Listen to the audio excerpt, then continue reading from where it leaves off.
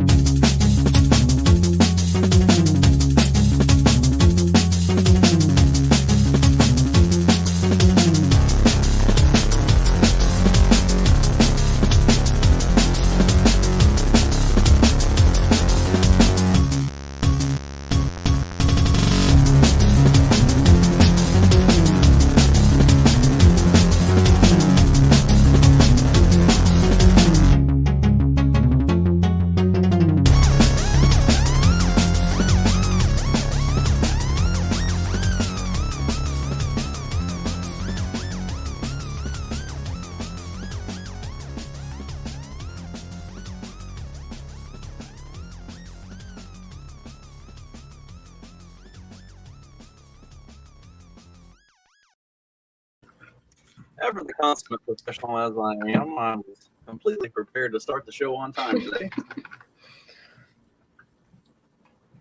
Oh, how's your day been? It's been okay. I just quickly came home from work and I was chugging a Four Loko pregame while the intro music was playing. So my day was okay. Just I'm very happy to talk to a human and change into something pretty after I've been wrangling dogs for a day. Well, I decided to. I didn't decide. My wife got it for me, so I'm having some old smoky, salty caramel whiskey. This is actually incredibly good. It's a little bit hard Norm, to see you and hear you. I'm not sure if it's a problem only on my end or if you're getting the same from me. it is going to be a problem for about the next 10 minutes on my. It's coming on my end. Okay. I am running way behind on getting some videos up. Mm-hmm. We've had some storms here today. I've had a couple power blinks. So I've got an episode of this week's episode of Counterflow with Bo Johnson is currently finishing up uploading and processing. So it's got about 10 minutes to go. I was hoping it would be done like 2 hours ago, and the day has not worked out in my favor. I'm sorry. So you and I, we both edit clips now. Although I mean, you're like the master clip editor. I'm only doing a fraction of what you do. Who all are you doing clips for? So I do clips for the Free State Live show, which is the Free State Project show. I clip for two shows for Carla Garricky. She does a show called Manch Talk and the Carla Garricky Show. And then I also clip videos for Jeremy Kauffman's Senate campaign, which is basically like any podcast that he goes to. I clip relevant bits from that episode. So I only do 4. I don't know how you do all that you do. And hello, Mark. Hey, how's it going? It's nice to meet you. Nice to meet you. And I cheer you with a blight. There we go. I got milk. Nice. Way healthier. I'm drinking whiskey as usual. So, Justin, you told me I could show up at 9 o'clock, and I get into the message, and you're like, "Get in here," and it's 8:31. You were worse than a woman. Are you doing anything else? Like, I know you're not busy. Maybe I was busy. You don't know my life. But don't I? All right, so let's let's see. Let me close out all the private chats because I know Mark gets real offended when I open stuff up with our private chats open. I'm going to pull up the tweet that kind of spurred what the conversation will revolve around tonight.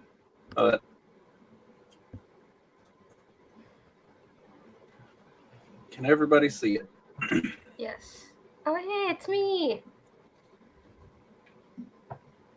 you are the focal point of the reason we're doing this. So obviously you take top bid as a guest. Yeah. So Masha says the people who write about both sides being equally bad, evil, whatever, I wonder where in America they live and how much of the global homo-biofascism affected their lives. And then the reply, which is kind of what triggered this, says that depends on what you mean by both sides. If you mean both parties, they aren't just equally bad. They're all the same team striving for the exact same bad. It's all theater, pro wrestling, good cop, bad cop. And every time I see something like that, it just makes me cringe. Like, I've lived in blue parts of the country, and they're not striving for the same thing. The right might ultimately end up going there, but that's because they like balls, not because that's actually their goal. Let's kind of start with not necessarily our political journeys, but sort of what would you say is your political affiliation at this point in your journey? Go ahead, Masha. I'm tempted to just say anarcho-autist in order to not take this question seriously. Well, on Twitter, I'm an anarcho-autist. I would say reluctantly right-wing anarchist, but willing to be practical in regardless of what the route to liberty is, right? So you can be like, oh, well, you can't vote your way to freedom. Well, then look at Florida, right? So I will say this. I don't think voting is moral. I will vote red down the ballot if I lived in a state where it mattered. And I say reluctantly right-wing anarchist because I feel like the right wing wouldn't actually like culturally want me. But at the same time, it's more about the people I would want to push away with that label and then the people I would want to attract, if that makes sense. So when you say you're an anarchist, there'll be plenty of people with whom you might get along, and all of the people that you want not to share or communicate with or an identity with would back off you. So right-wing anarchist willing to vote Republican if I didn't live in Massachusetts. Fair. Mark, Yeah. how do you, other than being a neo-Nazi white supremacist, how do you kind of align yourself? I don't even know how to answer this question anymore. I know, right? I know much has been made about post-libertarians and whether that's a noun or a moment or whatever, but I mean, I don't really worry at being called that because really the way I just look at it is I'm not a libertarian anymore. That doesn't mean that I know the last show we did for our morning show, Justin, I said I probably align closer to monarchism than anything, but I'm not like that's like also living in a fantasy land is at this point in time as like most people who live in Ancapistan on their heads. But if I were to align as something, it would be more of like respecting the political culture of the land that you live in and perhaps not like turning it into some sort of bureaucratic state. And I'm a blood and soil monarchist. We'll just go with that. Nice. So because I've had all day to think about how I wanted to kind of kick this episode off, and I kind of wanted to do it in this manner. I've had most of the day to think about it, and I still haven't come up with a very good answer for the question itself, even though it's my question. But like Mark was saying, like I probably tend to align more post-libertarian, but I don't know that that's particularly a political philosophy or a political alignment so much as it's just sort of a thing that's happening. So I guess the hodgepodge of buzzwords that I came up with was I would put myself as a right libertarian anarchist, because I'm not. I'm a right libertarian in that I believe in a lot of the idealistic principles of libertarianism as it was intended and as it was kind of founded, which is more conservative and more right wing than this current iteration of libertarianism that is the lulberts and the ones who have been running the Libertarian Party for the last 20 plus years. Yeah. And then I throw that anarchist tag on there because at the end of the day, I really don't have any respect for any authority other than God and my own. So maybe my dad, depending on my mood. You don't hate your dad. No, actually, You're not one of these anarchists. I'm actually a conspiracy theorist, so that's where I kind of got a lot of my my anarchy and my questioning of everything all the time.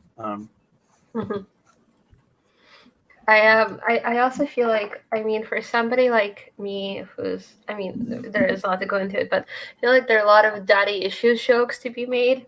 I'm like, and I always feel like I'm such a let. I'm like, no, I really like my dad.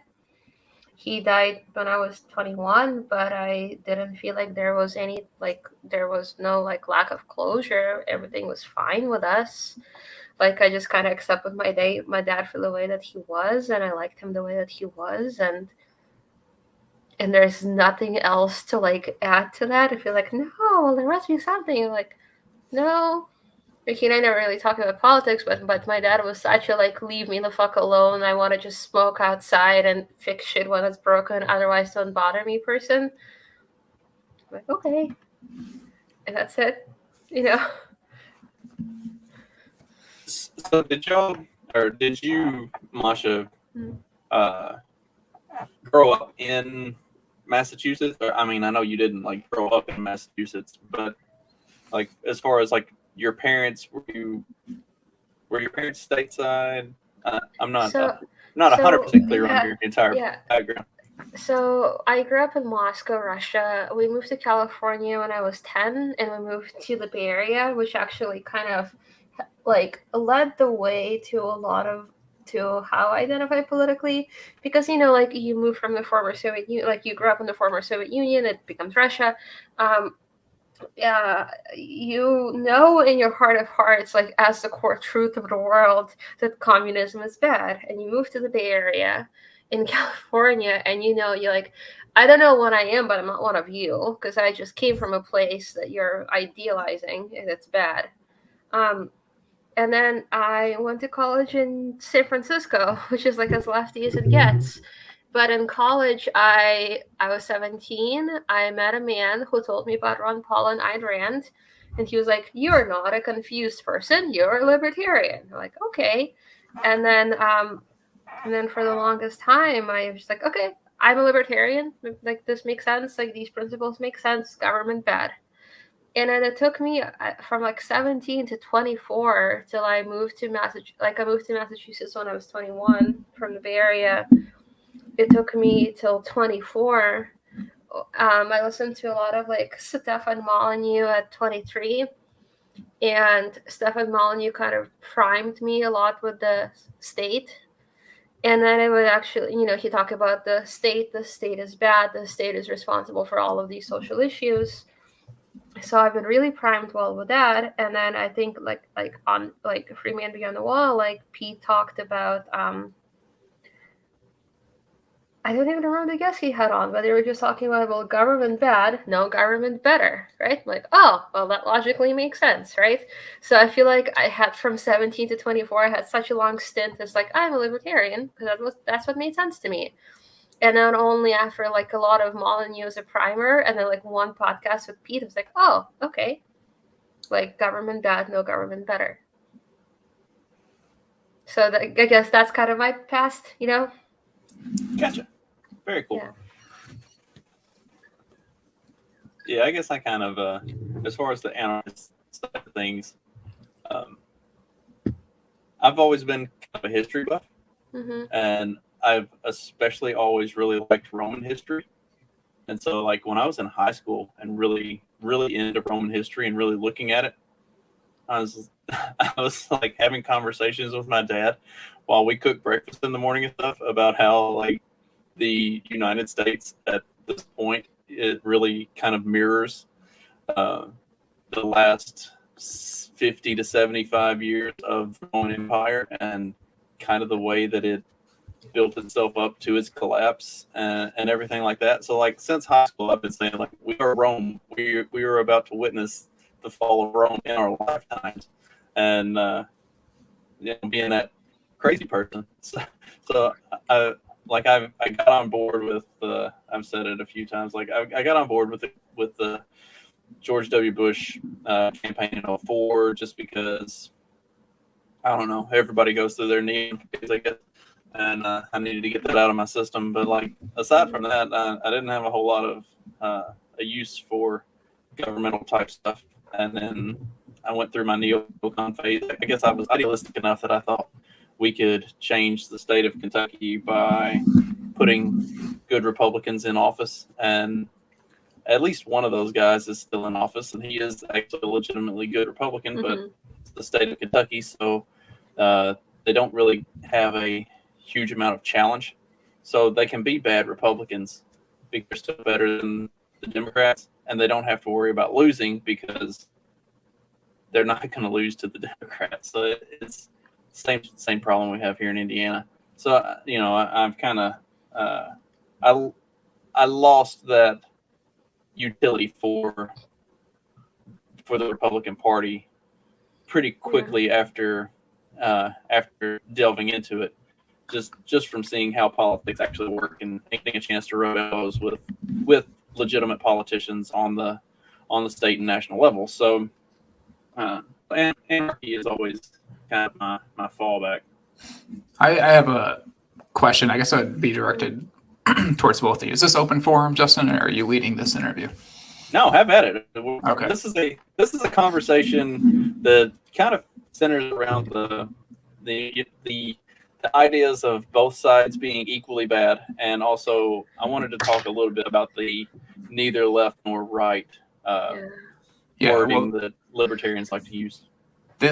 I guess this relates to both of those things, and since you both sort of identified as right-wing anarchists, right-wing libertarian types, on one side you have, I guess, the folks in the LP trying to save the word libertarian, and as you said, Justin, it started off more right-wing, and these loons that have been in charge of the LP especially have turned it into something that it wasn't intentionally devised to be.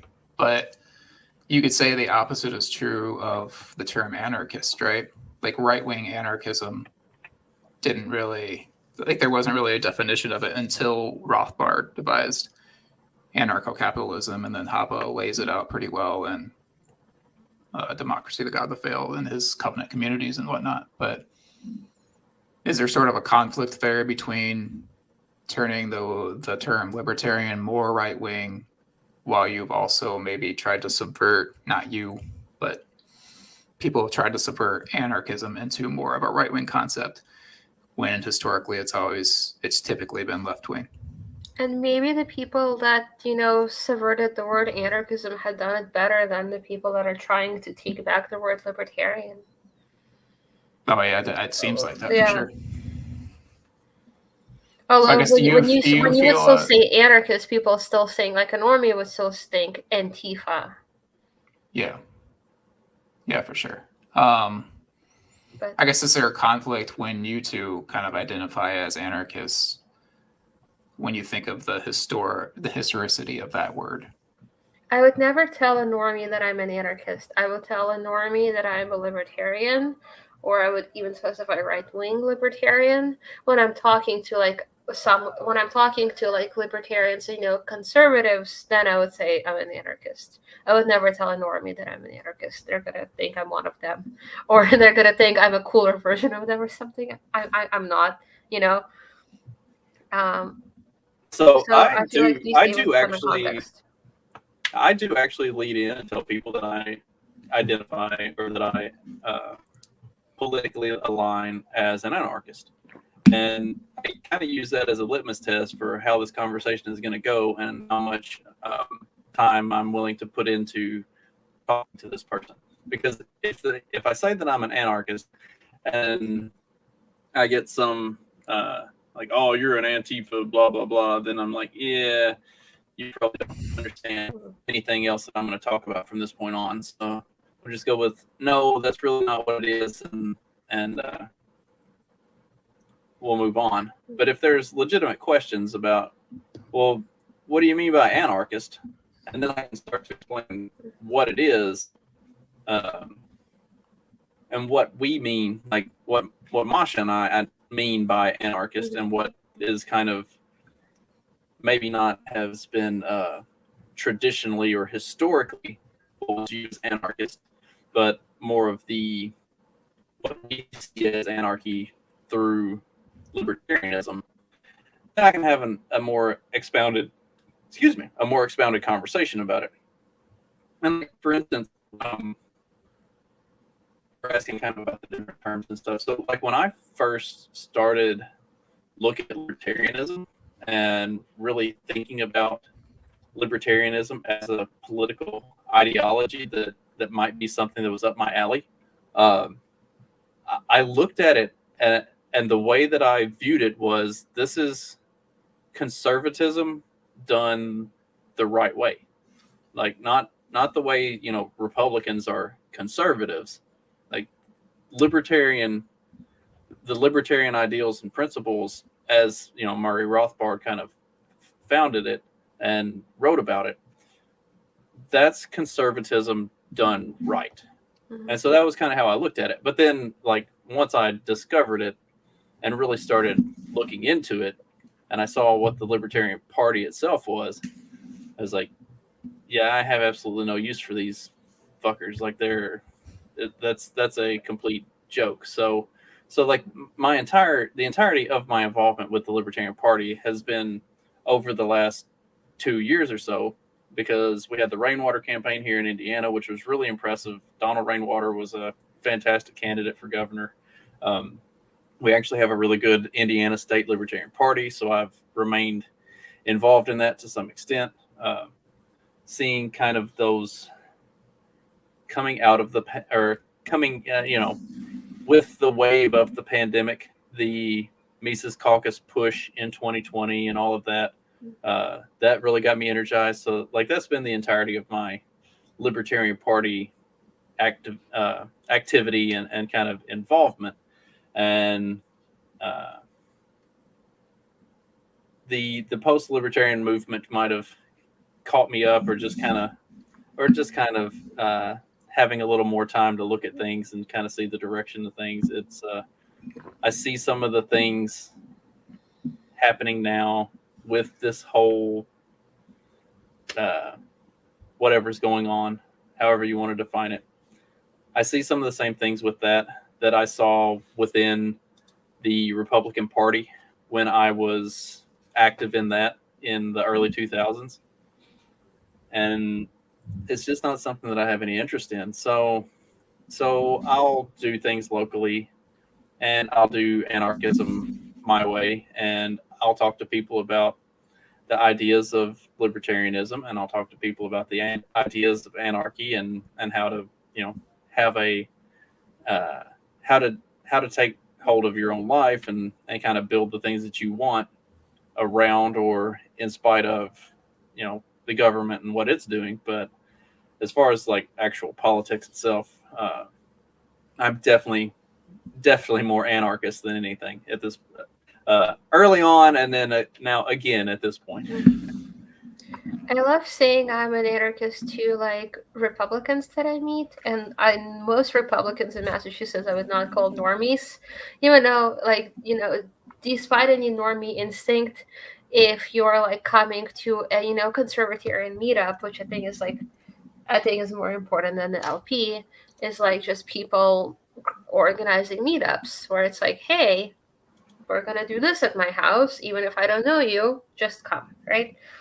And so you just have a range from like Trumpy people to me and my boyfriend who'll be like, yeah, we're anarchists, right? But like the fact that and especially when things are like locked down, you don't understand how magical it is when most people are afraid to go outside without their masks on. They'll just be at a huge house party eating soup and pie, and that's kind of how I think my life socially just held together, is that I made a meetup, other people made meetups, and people of like-minded affiliation came together, and our like-minded affiliation was like, we want to have some soup together without masks on, right? And so to like those people, when you say that I'm an anarchist, they really listen, because like, well, you're one of us. You showed up here without a mask on.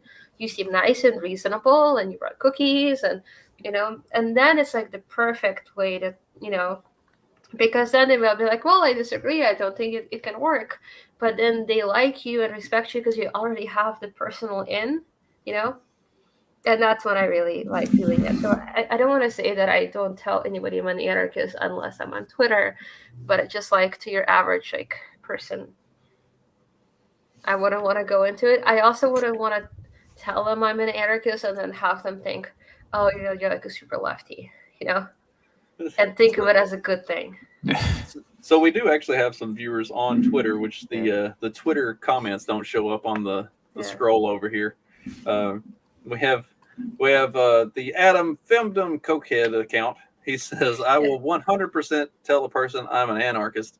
It's like pulling a Band-Aid off. And that's actually a comment of why I made my follow-up, is because I would be like, oh, I'm not a coward. It's more just like, I would rather save it for people that will appreciate it. Maybe. There. Yes. I get that. So, okay. So let's both. I guess what you're describing though is you were fine with talking about, I guess, being an anarchist within this specific community because you already kind of shared these same values. And we have agreed on this. Like so like for example, like the other day, like some people that I met through that like meetup joined me and a friend in New Hampshire, and we all went shooting. And like one of them was saying, when Masha said she was an anarchist, I was so shocked because we have all these things in common. But then this, I'm like, those things matter more than how we identify, like the fact that we were eating soup while the rest of the city was quarantining. Like that matters more than what we think our ideal government should be like, because odds are in my grandchildren's lifetime it's not going to happen, right? Like the people coming together for house parties and board games and hikes and stuff like that, when other people were like reluctant to meet new other people, like that matters more. And that's kind of that's culture, and that's way more important. Yeah, culture is probably one of the most important. Like, it's more important to me than like politics, which, I mean, politics and culture go together hand in hand for sure. But this is why I focus more on that in like the way that I talk or my writings or whatever. It's because there's more, and this might not be a nice word for people who identify as anarchists, but there's more power in culture. Yeah, definitely.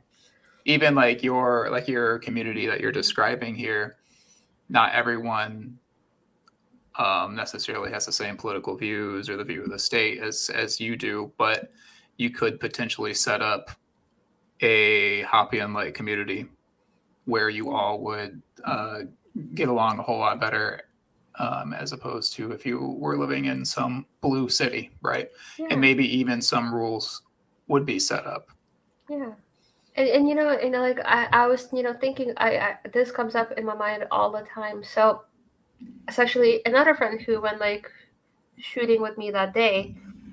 Like he'll say, I'm not a libertarian, I'm a conservatarian at best, right? But also like that friend, he is an NRA instructor. We had a day when I managed to cram 10 people into this room, which involved like 3 to 4 people sitting in my bed. And he just held a class where he did what was required to teach.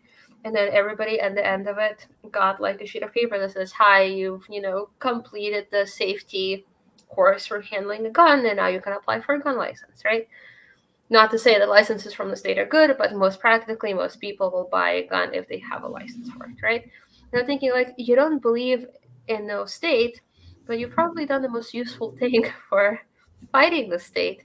is that you moved like 10 people closer to getting a gun. And you're like, okay, well, then we go shooting together. Then I'll teach you, right? And now, like, I'll invite him to shooting because I'm going with friends. But in the past, it was like, I'm like, oh, how do I do this? Like, here, I will take you shooting for the first time and I will show you, right? Like, it doesn't matter what he believes about the ideal state of government. Like, that moves us closer to whatever freedom in whichever form we hope to see, you know? I'm not sure if I'm making sense or not, but Yeah, I no, that makes sense. I guess I maybe view like this whole thing differently because, or not differently, but the whole like arming yourself so that you can better fight the state or whatever. I guess I would look at it from the perspective of I want my community to arm itself so that it could protect itself from outside invaders better. Or just like, and I'm not sure if it's fighting the state, but it's like instilling the idea in people that they are competent of defending themselves, or that, or just like instilling gun culture, right? Because I feel like gun culture is easier to achieve if you feel capable of handling it, Mm-hmm. You look at like, I think what happened in Waco is awful, mm-hmm. and what they set up. They should have been allowed to set up their own community or whatever. But I think part of what happened there versus what happens with like the Amish community, say, like the Amish aren't like outspoken against we're fighting the state, where it's our rules, not your rules. Like they just do their own thing, right? Versus where like what happened in Waco, like they were kind of more outspoken.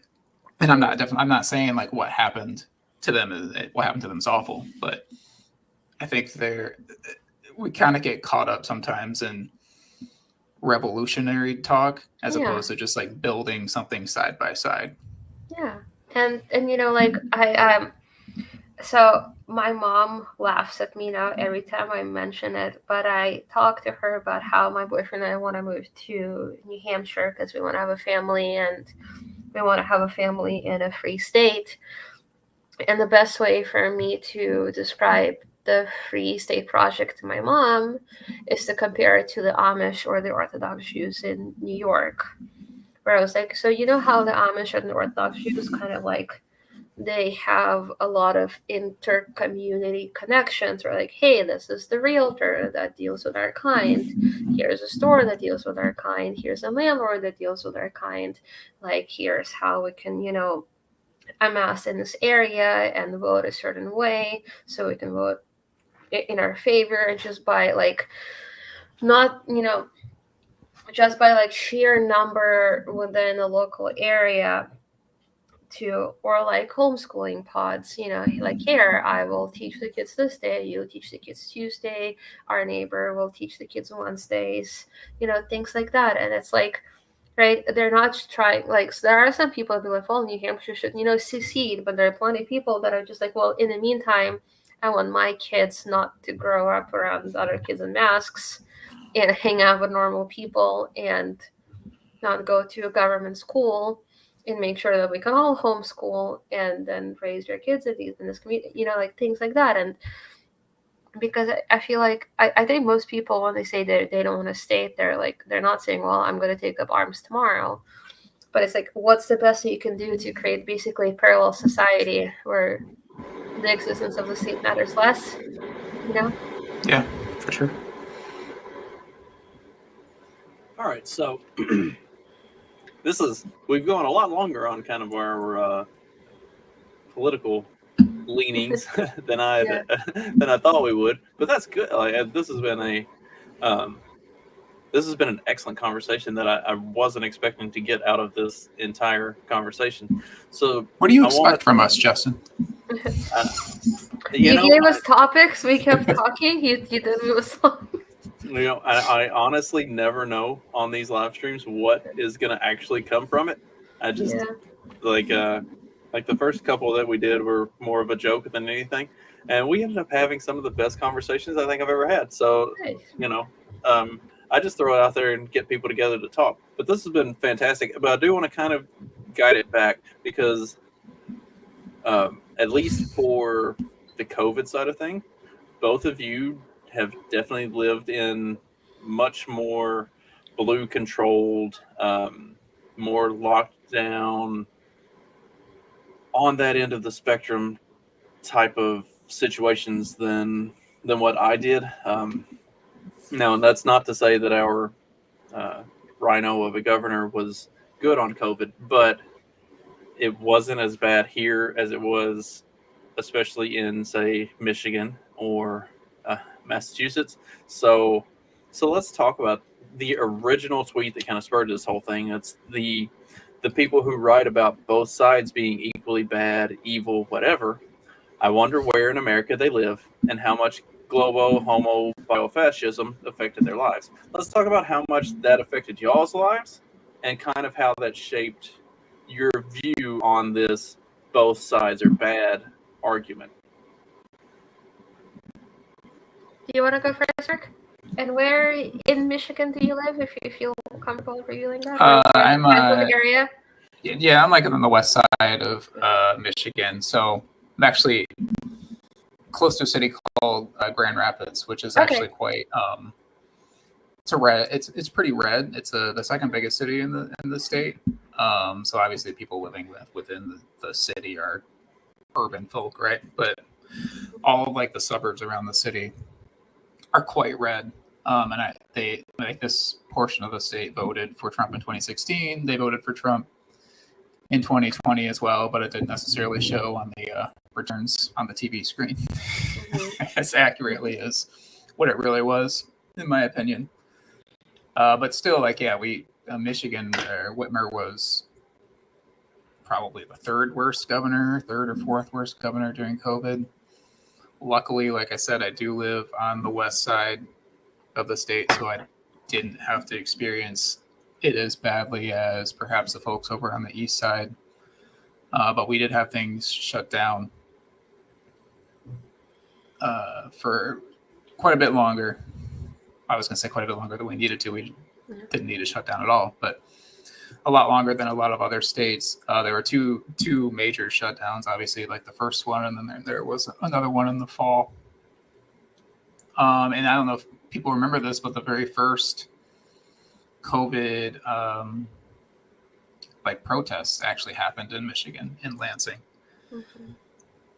So I had, and like a lot of these people are folks that you would probably find on the side, or a lot of people that were at that protest were people you would find on like this around where I live. I drive around now. Like, I don't think unless they steal the election from the Republican that wins this fall, like, I don't see how there's any chance Whitmer would get reelected, because people are pretty much done with her after that, and also after the whole false entrapment scandal from the fall of 2020 as well. Like, I'll drive through the country and not even far from the city, and there will be fuck Whitmer signs or bitchmer signs, and it's like all this stuff. So hopefully we do see I do see like a realistic backlash from what she like inflicted on us during 2020. Yeah. And also, like, if this Roe v. Wade thing happens, like, Michigan is one of like the pre COVID or pre-abortion ban states. So if it does get turned back to the states, like Michigan already has an abortion ban in place, which kind of tells you like the political culture of Michigan. Like, it makes sense that they would vote for like Obama over Romney or Obama over McCain, because they are like, Obama posited himself as more like working class than these guys. But it also makes sense that they'd vote for Trump over Hillary, because they're union people, but they also are more culturally conservative around here. Yeah, and that makes sense. So like, especially at my side of the state, like, I didn't have to deal with it as bad than in the more like blue parts of the state. But I actually like took a trip to North Carolina in 2020, which is definitely more red than Michigan, but I went to a blue part of that state, and it was interesting because it's like I was in Asheville, North Carolina, and it was worse. Oh, there. Yeah. It was worse there that's very blue. Here in my area. So yeah, very interesting to see even like regions and states, not just state by state, how things were very different. And so here it was, I mean, I live in Boston, Massachusetts. Like, you could think of San Francisco, California, and New York, you know, but I will preface for this. I was very fortunate that I changed jobs. I found a wonderful right-wing company. I went blue collar. That changed my life. That was wonderful. I never have to fear the vaccine mandate coming back, because if it happens, like, nobody's gonna force me, right? Yeah. I think it is very, very special to find a right-wing company when you live in a sea of blue. I was gonna say, for you, it's probably very personally relatable, the fact that there is a difference between the two sides, because at least give from a shit if we have a thin blue line sticker on our fridge and our parking lot is full of cop cars. These are people that are helping me live my life in a way that I want to, and they don't give a shit if I'm vaccinated or if I'm not wearing a mask, or like, these are the people that will stick by me when the next lockdown comes, right? I don't give a fuck about all cops and bastards anymore, because like, this is the community that's helping me just do what I want to do and live a good life, right? There is no two sides the same anymore. Like, this is the side that is giving me a living in a community where I feel like another community where I feel like I'm accepted, right? So I kind of feel like the two sides argument, because we're both talking, or all three of us, we're all kind of talking more. But can I tell you how bad Boston is? Yeah, go for it. It's like I preface with that, right? I'm very fortunate. Like, I didn't have to be like, well, I am either getting a vaccine or I'm unemployed. But Boston's bad. Like, you know, it's just a constant struggle to do daily shit. Like, you walk into the grocery store. Like, I mean, now it's all been lifted, so now it's fine. But, you know, for a long time, like, every time you go grocery shopping, you're like prepared to fight the manager and be like, are you gonna drag me out or can I just pay? Right? Every time you go on the train, you're like, are you gonna drag me out or can I just ride? Right? Like, it's like every time it's this choice to be like, am I ready to yell back at people today or ignore people today? Like, I had a woman that was like trying to physically shove me out of my bus seat because I wasn't wearing a mask. Right? Like, or, you know, or like, when or like, there was a phase when you began to enter restaurants and bars, like, papers. I'm like, bye, you know, like, yeah. But also, what was kind of wonderful, like, we went to a place in Salem, and my friend and a friend of mine was like, the waitress asked us for our like vaccine cards, and my friend Tony said, we don't do that, and we just kind of looked at him. Nice. It's like, oh, okay. And she just sat us down, right? Which is almost a baller move, because I was just prepared to leave, right? But like, it's like every interaction is this little trying to figure out, like, how far will these people go? Will they seat us? Will they not seat us? Right? Or just being like, when I say to the train conductor, I'm like, either call security or drag me out. You have to be like, is he going to? Will I be late for work? You know, like, it's just like the tyranny of all of these small choices you make because you've decided you're not going to comply. It weighs on you. So that's what I would say was a difficult part of living in Boston through this time, is that like every time you go to a grocery store, every time you go on the train, it's like this constant thing of being like, I need to be a bitch back so people don't feel like they can push me. And it was hard, but now it's mostly fine.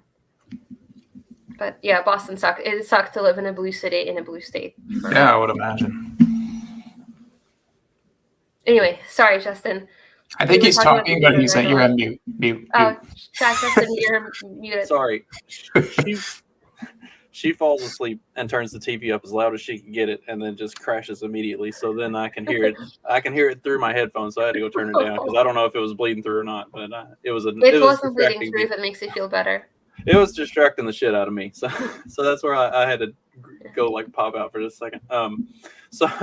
So like for here, as much as like Indiana is like this super Republican majority red state, we did have mask mandates and mandatory lockdowns and all of that stuff. That because the unfortunate thing is that Kentucky or both, but Indiana is such a super majority Republican state that they can just be Democrat tyrants as much as they want and not have to suffer any repercussions for that.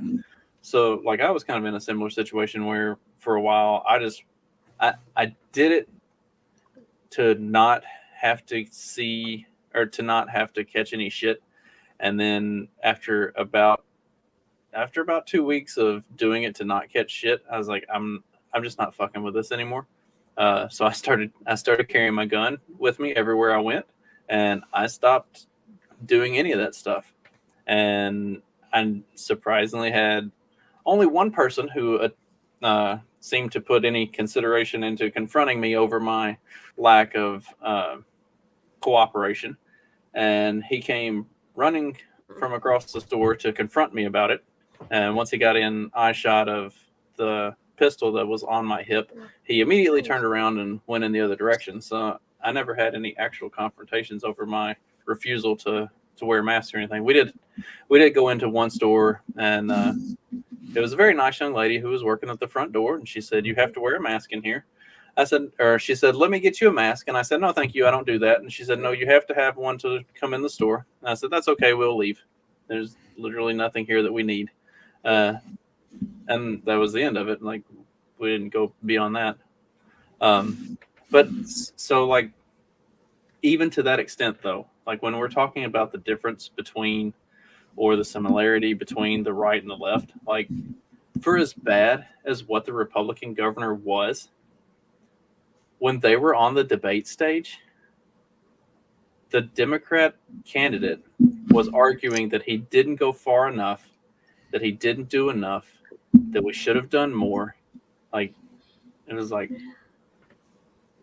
this is the difference. It's like actually infringing on your freedoms or just entirely robbing you of any level of freedom. Like the two, these are not. Can I ride the bus without getting kicked off or without having a woman try to physically shove me out of my seat?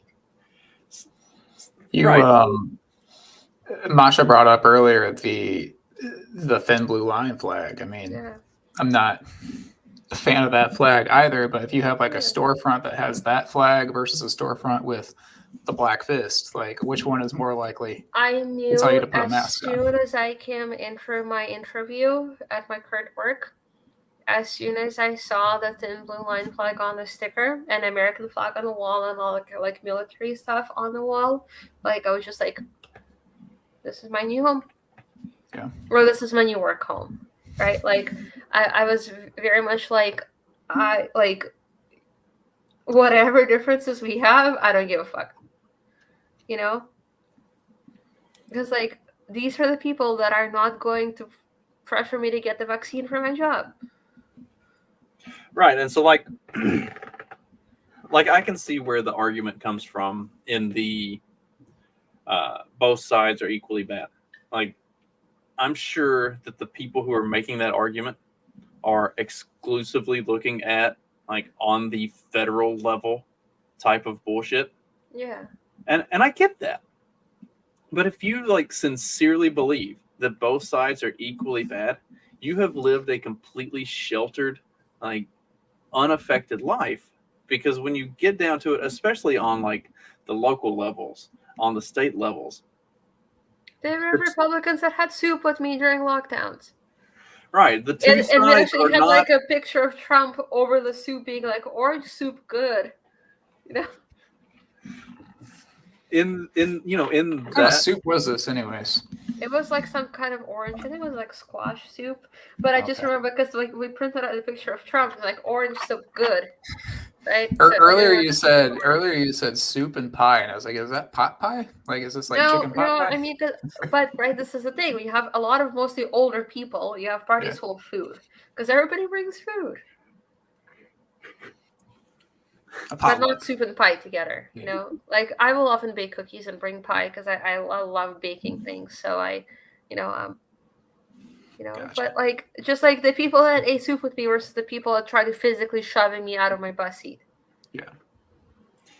Yeah, and I mean that's on the most local level, but I mean really, that's what it comes down to. Like whenever these arguments are being made, the people who are making the argument that the left and the right are both the same, they're talking about it on this like up high, or the highest pinnacle of power positions within Washington D.C. And for as much as those people are absolutely that, what is the actual extent to which those people are having a direct effect on your life?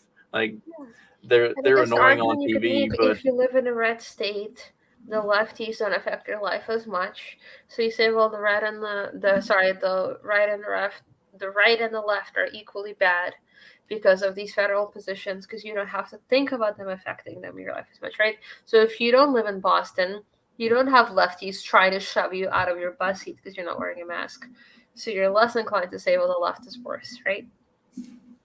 Maybe that's why, like, because you've already positioned yourself into a better place, but then you could acknowledge it, right? yes, I think that's the thing that kind of triggered this whole thing, was looking at that guy who said, it's pro wrestling and all that stuff. It's good cop, bad cop, and all of that. Like, Yeah, Which on there's paper, some the truth to federal that level, in yes, DC. but like right now, who's trying to shove me out of my bus seat? Not the fellow Republican. It is a fellow, because we would both be maskless on that train. I just happened to look because out of curiosity, just to see if he actually did list it, and he does list on his profile that he's from Alabama. Yeah. So, and not like Birmingham or one of the lockdown parts of Alabama. Like, he's from normal Alabama. So he didn't have to experience living in a blue state or a blue area. Yeah. right. So it's an easy position to have when you come from that yeah, both sides are equally bad, because you haven't actually gotten to see how bad the one side can be. And I'm not even in California, Like, I still managed to get away without a vaccine here. Right. I would say it too loudly, they might knock on your door here pretty soon. Okay, so let's the other part of this that I kind of wanted to take on was this libertarian trope of neither left nor right. That's exactly why I identify as right wing, even though the right wing wouldn't want me. But I cannot stand that so much that I pick a side. It's so cringe. Like, it needs to be burned in a fire. So, as James says, at the federal level, the differences between the parties does not change the outcome of federal policy or law. At the local levels, life is most effective by the differences between the two parties. And like that, and that's that's kind of the big theme that we've gotten around to with this, is like, yeah, okay, the Fed, those in DC, they're all the same.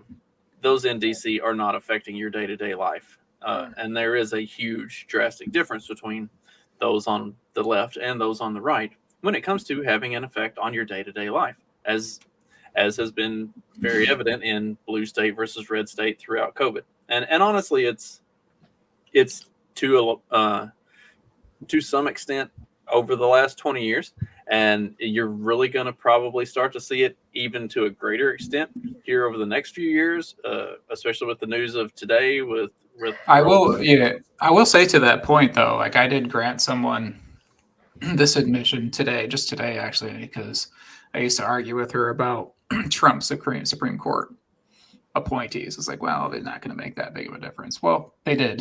They made a pretty big difference. So I was like, you were right about that. I was wrong. So that is one, like, feel how you will about the Supreme Court, but I consider it a win and a step in the right direction. And it was impacted at the highest federal level with Trump. Another Adam Femden Cokehead comment. Mhm.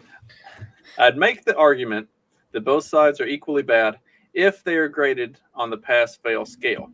So one side can be worse while both are still failing. So I can agree to that. Like let's say, you know, the right is just barely failing, but they're still failing, while the left is just like gone all the way off the cliff and not even trying to succeed. Like, Can I make another plug for New Hampshire? Go for So in New Hampshire, there's this organization called the Liberty Alliance, which ranks bills based on how pro-freedom they are, right?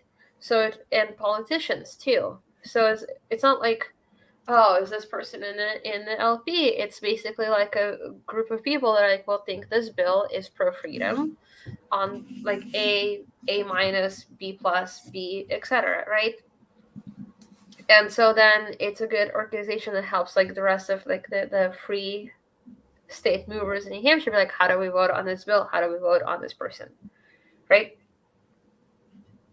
And the pass-fail thing is something close to that. I mean, like, are you limiting my freedoms or not? And so you can make every New Hampshire plug you want to. Indiana is already too far north for my liking, but so there's no way I'm going there. But you know, Mark lives in the frozen tundra of Michigan, so you might get him to go. Well, here's my concern with New Hampshire, and it goes along with where you were leading, I think, Justin. New Hampshire seems to be also divided between your neither right nor left libertarians, your right libertarians, and even some left libertarians. And to me, that's too much left. Yeah, and look, a good friend of mine that chose to move to Arkansas away from Massachusetts inside of New Hampshire has made that point. You know, it's like not like everything that's not explicitly right wing is going to slide to the left. Like that's his fear, right? Yeah. I think I'm willing to take that risk, and I also think I do think that most of the people I've met in New Hampshire are very much the, you know, I like God, I like guns, leave me the fuck alone, and let me homeschool my kids with my neighbors kind of people. But also odds are I haven't met the other kinds because they wouldn't want to hang out with me, you know? So there are a lot of Cato types that got on board with the Free State Project. Like Nick's our work, and you know, but I guess like, so see, like this is, and I'm not trying to sell New Hampshire, you know, just because like I do some work for them, it doesn't mean that I am representing them. I'm saying as somebody that sees my future there, as like somebody that like legitimately has my future like family goal there, is that I think that the greatest thing about New Hampshire is that it has a lot of Republicans that have the libertarian shifting the Overton window for them, right? So because and so what I was saying about the New Hampshire Liberty Alliance that like ranks bills and politicians is that because there's such like an ANCAP influence, a lot of the regular Republicans get swayed to appeal to the libertarians so they don't lose to the Democrats. And I think that's like the number one thing is that like you have somebody on the right encouraging the right to shift more towards the right. So and see, that's something that we experienced post 2020 gubernatorial election here in Indiana, because the governor candidate did do incredibly well for the Libertarian Party, and he was so Donald Rainwater, the candidate, I would argue that he was like the old school like Rothbirdian type of a libertarian candidate. Like he was much more of a true conservative than what the Republicans who were, or you know, the Republican who was running was. So when he got, I can't remember what it was like 13 or 14% of the vote, which was, I mean, for a Libertarian gubernatorial candidate, that was impressive, like beyond impressive. I don't know that any Libertarian candidate has ever even come close to that prior to that. So when they saw that, and then coming into 2021, the Republican supermajority started to try to push for additional requirements for third parties to get ballot access. The Libertarian Party was able to go to some of these state congressmen and state senators and say, look, if you agree or if you vote in favor of this bill, we are going to make sure that whoever primaries you completely fucks you over. Like, we will throw all of our support behind it. We will make sure that there is a primary candidate, and we will throw all of our support behind that candidate to ensure that you don't have a job in this state if you vote for this. And it ended up dying pretty quickly. So like, there is something to be said for that being able to have that libertarian influence, but at the same time, but like, it doesn't even have to be primary. If you don't, it can be more like there is this group of people that's like shifting the belief of what it means to be right wing, right? So it'd be like no more, like no laws, no, like as opposed to sensible gun laws, no, like live free or die, motherfucker, right? Like just changing the culture so that the right has to shift right. Right. Or even like taxation said, of stuff, to be like, well, reasonable taxes being like, but shifting them first being like, oh, the less tax, the better, as opposed to reasonable, right? So well, just because like what you I have said influx of people that change culture. With my introduction, or kind of my introduction to libertarianism, was like, I view the Libertarian Party as what true conservatism should be and how it should be practiced, at least as far as the libertarian principles and ideals go. So like, being able to use some level of influence to move the right in a more true conservative or libertarian direction, like, that's something that you can actually accomplish. You're never, ever, ever going to get somebody on the left, especially not a progressive leftist, to move anywhere even remotely close to that direction. Like, I don't give a shit what your sales pitch is. They will never ever come to that direction. Period. I mean, there are people that identify as left wing that they consider to be Nazis. Well, most of them are. Well, you know, but like you have like somebody. Well, like let's not. Be like, or Joe Rogan will still call himself left wing. Barry Weiss calls herself left wing. Like, you have all of these people that are like, I'm still left wing. I'm just not sure how I identify anymore, but I'm still on the left. And then people be like, no, you're a Nazi, trans hating fascist. Oh, you mean the ones that the left identifies as MAGA Nazis? I thought you meant like the ones who are on the left who are actually legitimate Nazis. Now I get what you're saying. All right, that makes but like sense. right, but like there is no way to appeal to the left, because even the people on the left are not considered left enough by the left. You know. Maybe. Like there, maybe, right? Okay, so when you say we're neither right or left, you're hoping that you'd be like, oh well, I can find middle ground with both sides, right? The left does not find middle ground within itself. There are people that identify as left wing who, to more lefty people, are fascists. Yeah, like Joe Rogan still identifies as left wing. Joe Rogan still says that Bernie Sanders mostly has it right. Does the left think that Joe Rogan is a leftist? Not even a little bit. Even though Joe Rogan believes like universal healthcare and stuff like that? Like, does the LP think it can out-left Joe Rogan? I'm just wondering how long it is before Bill Maher gets labeled as some right-wing, like right-wing fascist, because he's starting to come back around to just like good common sense. Like, that's the thing that the left does. You said that, like, there is no common ground. There is no middle ground. It's either you align exactly perfectly with what they want, or you're a fucking Nazi. Your 3-year-old should either have hormone blockers right now, or you're up for the genocide of trans people. And at least with the right, like, you can You can have a nuanced argument and conversation. Yeah.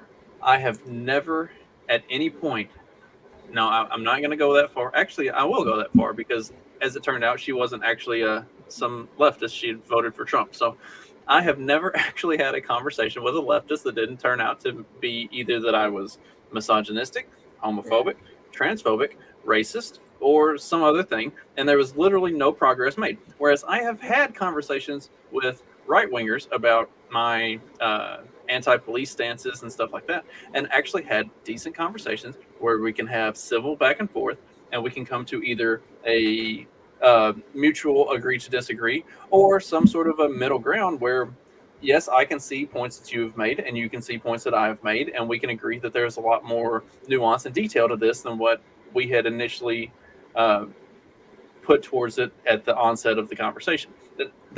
I have never. Thank you, Justin. I have thought that our conversations have been civil as well. I've never had a Republican that didn't treat me well. Let me. I have a question.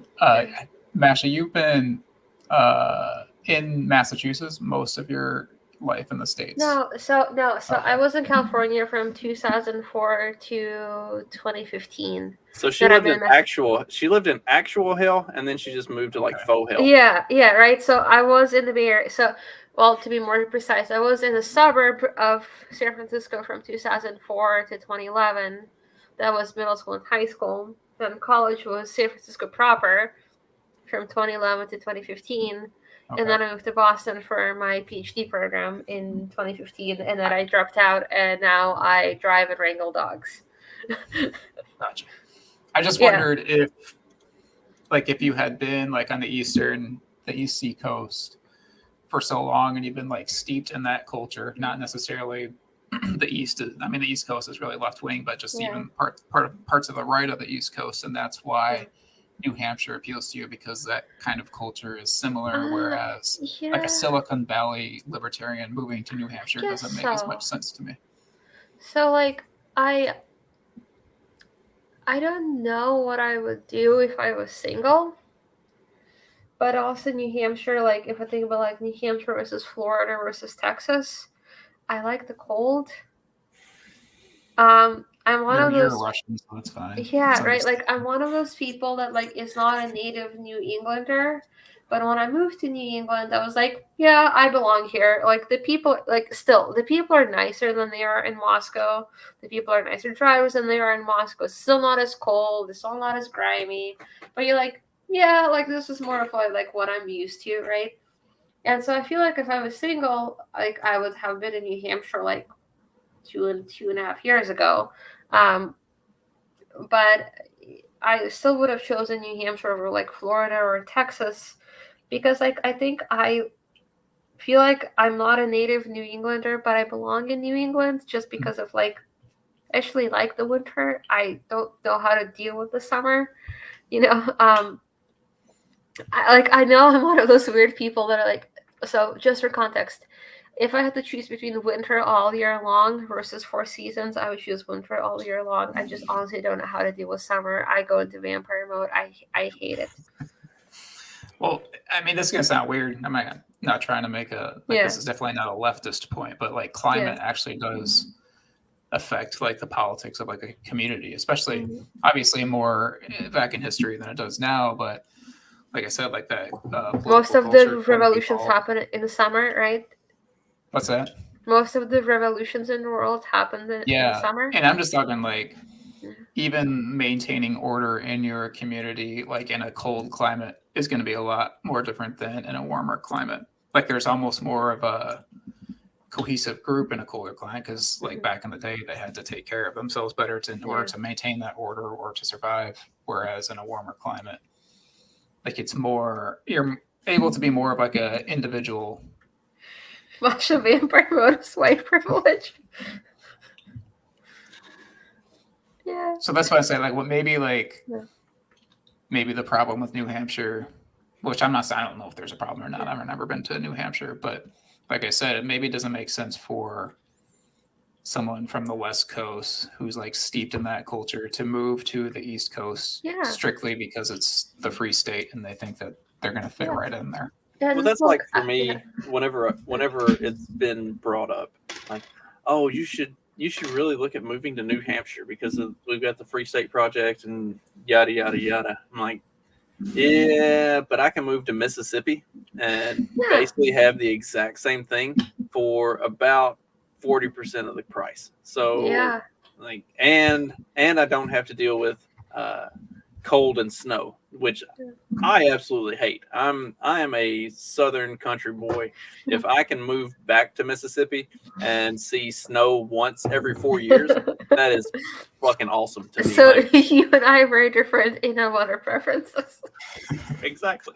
Yeah, and like I hate to say that I'm in the middle because the middle is the absolute worst, but You're neither south nor north. Oh no, I have Southern blood, but when I go like to the South, it's like I am definitely more Midwest than I am like South or North or whatever. So this is literally the only time in his life that Mark will be middle of the road. Probably. So if I did move to like a redder state, it would be like a Missouri or something. Yeah, that makes sense. And I feel like, That's the culture I fit it's in. really easy for people like, well, my free state is the only free state you could ever possibly move to, blah, blah, blah, blah, blah. And oftentimes, like, people move to one of the free states because it works for them, because their family is close, because that's, like, practical and, you know. Like, I haven't moved yet because it's not practical for me to move right now. Like, I have a boyfriend who I want to move with when I'm ready to buy a house, when he's ready to do the commute from hell down to Boston, because guess what? There's not going to be a job in New Hampshire that pays him as well as his Boston job. So, and he's going to pay for the house. He is. So, like, when is he ready to pay for it? When is he ready to do the commute from hell down from it so we can afford the mortgage on it, right? So, like, yeah, I mean, that makes a lot of sense. Like, it's at least from that perspective. Yeah. Economics and just actual like geography make a huge difference. But like and I go up all the time, but I go on like a bus for like a weekend to hang out with friends, but like we're not ready to do the commute from hell yet. I would prefer to do the commute from hell together. So I feel like we really kind of thoroughly covered all of our individual reasonings for why the whole both sides are not the same, and also kind of the right versus left, or the neither right nor left thing are kind of ridiculous. Do y'all have anything else to add on those? If not, we'll kind of start to wind it down and get out of here. I feel like we put a lot of good conversation into just the ideas around like how geography and how like you have to remove this conversation from the national level. Like you have to remove it from the Washington D.C. perspective, because that, to what extent is that legitimately affecting your life? Like your day-to-day is going to be much more significantly affected by who's your mayor, who's your sheriff, and who's your governor, and what is the state legislature doing, especially as we see things kind of going forward. And who's your employer if you're Masha? Yeah, exactly. No, but like it honestly is a very big deal. Like, who's your employer, and when I left my job up 2 years. So yeah, Mark actually left his job, and it was an interesting conversation that was going on leading up to it. Was it because of the vaccine, Mark? Yeah. Well, I mean, that was the biggest reason. I admitted I had one foot out the door for a little while, but that was sort of the thing that pushed me out faster than I would have originally gone out.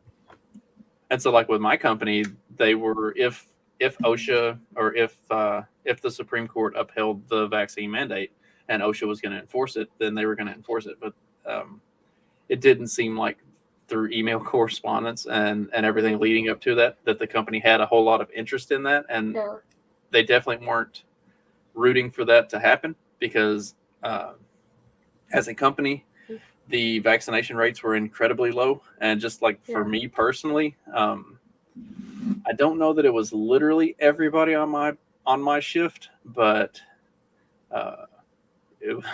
they wouldn't have had more than 2 people left over if it had gone through, because every single one of us was prepared to. We weren't going to walk, but they were going to have to remove us from the premises, like because we weren't going to do it. So like, yeah, I mean, who your employer is, who your mayor is, who your sheriff is, who your governor, what your state legislature looks like those are much more important and much more influential factors in your life than are the Democrats and the Republicans in Washington, D.C. effectively 2 sides of the same coin? Sure. Who fucking cares? Like, does it really make that big a difference? I mean, look, we got 3 Supreme Court nominees out of Trump. And while I'm not 100% sold on Kavanaugh yet, and I'm only about maybe 65% on Amy Coney Barrett, when you look at like Trump appointees and or not Trump, like Bush appointees and older Supreme Court appointees, like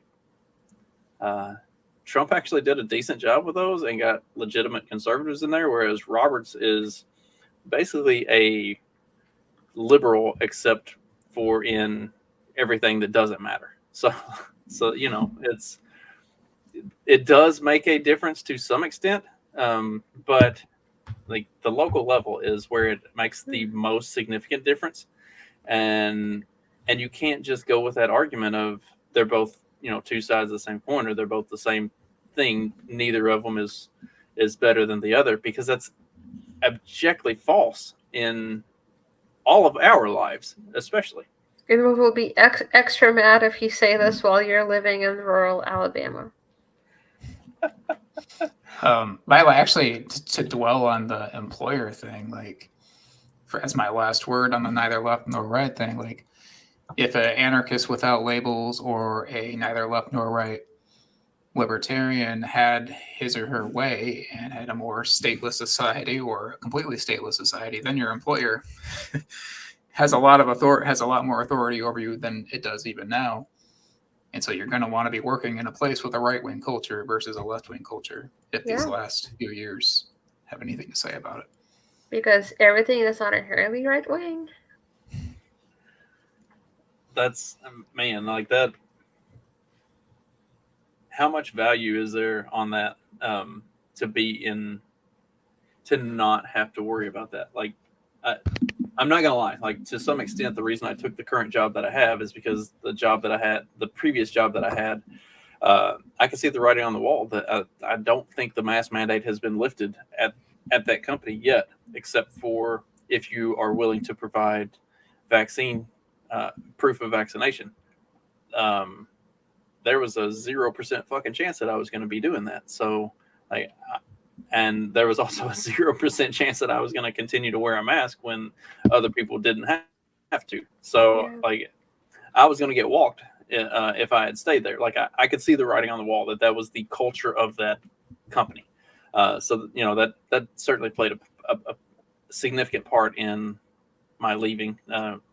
The significant pay increase didn't hurt either, but, you know, like, that's you have to look at those things because, you know, I mean, there were other factors other than just the pay increase. Like, it's a significantly further drive. There was a lot of convenience in the way my work schedule was there versus the way the work schedule is now. Like, you know, then just familiarity and all of that. But, you know, when looking at that and knowing that the vaccine mandate was coming down the pike, it's like, I don't see this as being a long-term employment solution. So, you know, you have to make those decisions based on do they lean right or left? Like, it's not a neither right nor left. It's not the you know, both sides are equally bad. Like, one side is objectively worse than the other, and you have to, I guess, kind of determine what extent of bad you're able to tolerate. And yes, I mean, like Masha and I both said at the beginning, we're more anarchists than anything else. Yeah. the right, as opposed to the complete futility of trying to deal with the left. Yeah. Like, you're either gonna have a thin blue line sticker on the fridge, or you're gonna have a black fist on your fridge. Give me the thin blue line. You know? Well, Sam is already teasing next week's live stream topic. We're going to talk about men's mental health, and I guess he's going to tase his balls or something like that. So that'll be a lot of fun. The profile picture side by side with that comment. Yeah, I was gonna say. Just pull that back up a second.